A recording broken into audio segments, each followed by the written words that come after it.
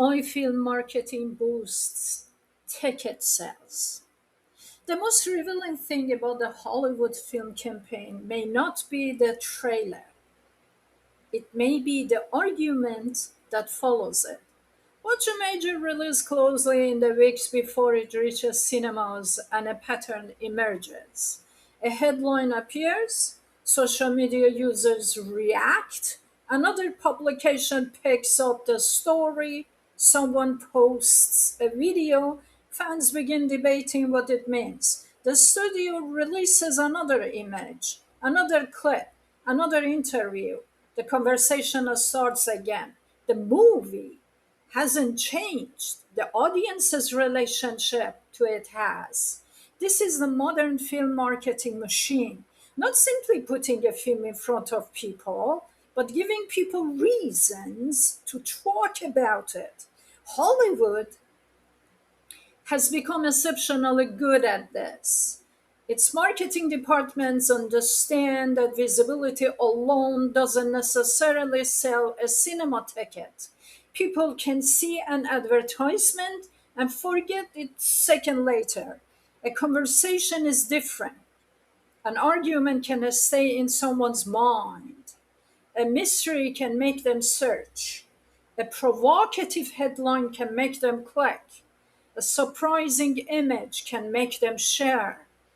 Attention is the first sale. The ticket comes later. I began thinking about this while watching the campaign surrounding Christopher Nolan's Odyssey.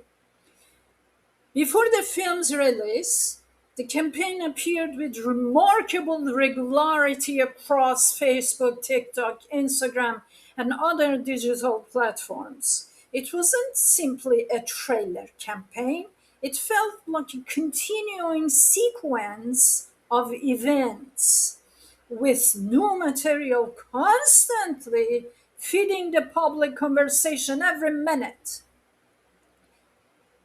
But there is another aspect of the campaign that deserves scrutiny: the title itself. Calling the film the Odyssey does more than identify a story. It immediately invokes Homer. The name carries thousands of years of cultural recognition. Audiences already know that the Odyssey is one of the fundamental works of Western literature. They recognize Odysseus. They recognize the journey. They recognize the mythology surrounding the poem. That recognition has enormous value. Had Nolan called the film merely inspired by Homer's Odyssey, the relationship would have been different. Inspiration allows a filmmaker considerably more freedom. It tells the audience that the original work is a starting point, an influence, perhaps even a distant framework. Adaptation is different. Once a filmmaker calls a film the Odyssey, borrows Homer's characters and mythology, and places the name of the ancient epic on the cinema marquee, comparison becomes inevitable. The audience is entitled to ask what was preserved, what was changed, what was removed, and why. There is an important distinction here, my friend. This is not an argument that an adaptation must reproduce a literary work word for word. Great adaptations have always changed their sources. Cinema is not literature, and a filmmaker must translate one medium into another.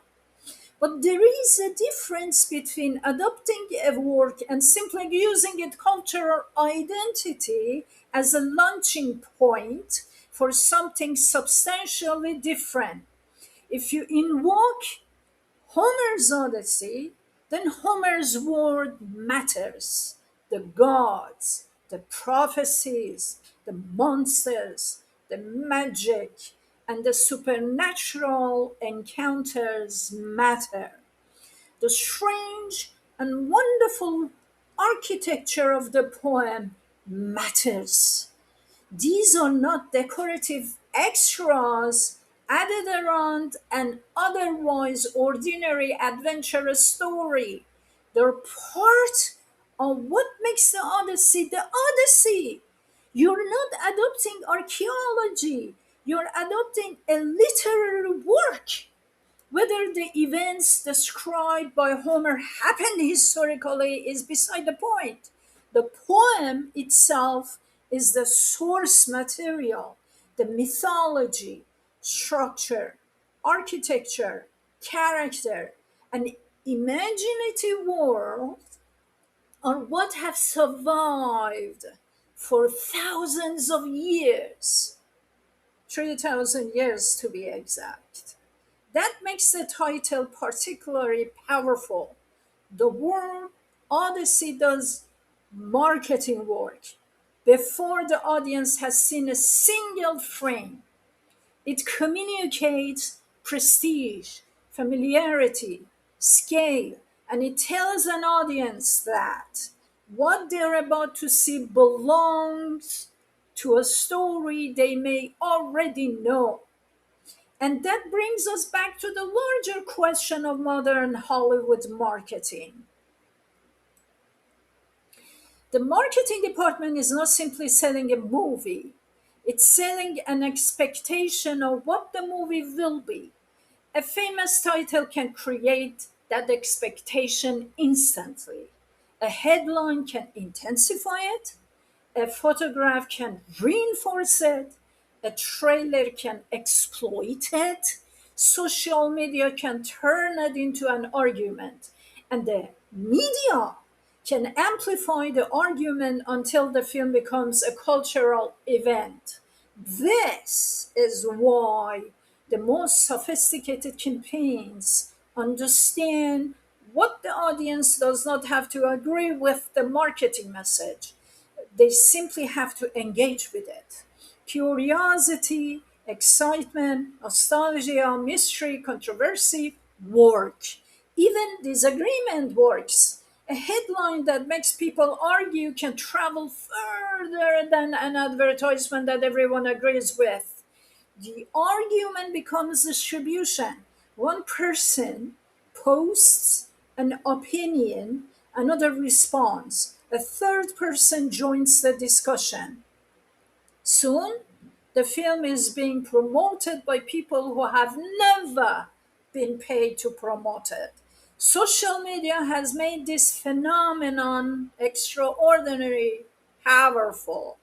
Platforms such as TikTok, Instagram, Facebook, and YouTube do not simply distribute advertising, they distribute reactions to advertising. The audience can become an extension of the campaign. This is where artificial intelligence could change independent film marketing. Much of the discussion about AI and film marketing has focused on production, generating images, creating visual effects, editing footage, or assisting with the scripts and music. But one of its most consequential applications may come after the film is finished. AI can potentially help filmmakers create a much larger marketing operation from a much smaller team. A single film can be transformed into dozens or hundreds of promotional assets, trailers, short film videos, character pieces, posters, interviews, social media material, localized campaigns, and advertising concepts. More importantly, AI can make experimentation cheaper. Instead of creating one advertisement and hoping it works, a filmmaker can develop several concepts and observe how audiences respond. Which character attracts attention? which image generates discussion, which headline creates curiosity, which video keeps people watching, which subject creates disagreement, which message produces clicks. The campaign can become iterative. Create, publish, measure, learn, adopt, repeat. This is a very different model from the traditional indie film campaign. Hollywood has the resources to conduct these experiments at enormous scale. AI potentially allows independent filmmakers to conduct smaller versions of the same process without requiring a Hollywood sized department. The objective, however, shouldn't be to manufacture empty controversy. The audience is becoming increasingly sophisticated. If the headline promises one thing and the film delivers another, curiosity can turn into disappointment. That is the danger. The marketing may get the audience into the cinema once.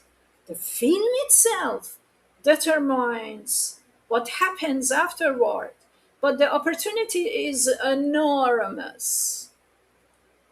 A filmmaker who previously couldn't afford a Hollywood scale advertising campaign may now be able to create something approaching a Hollywood scale marketing presence. Not necessarily Hollywood's budget, not Hollywood's publicity department, but its relentless presence. Its ability to generate conversation, test ideas, put the film repeatedly in front of the right audience. Its ability to turn a piece of content into a headline into an argument into curiosity, and curiosity into a ticket sale. That may be the real revolution in AI film marketing. The future independent filmmaker may not need to spend like Hollywood.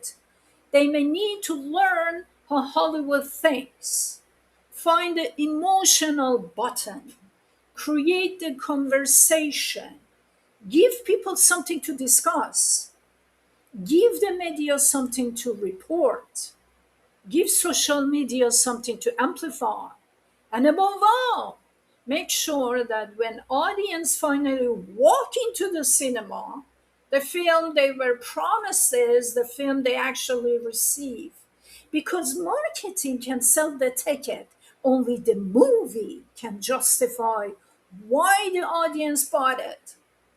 Get a copy of my book, Indie Film Marketing. I talk about all the processes, how to promote it, how to go about, and things like that.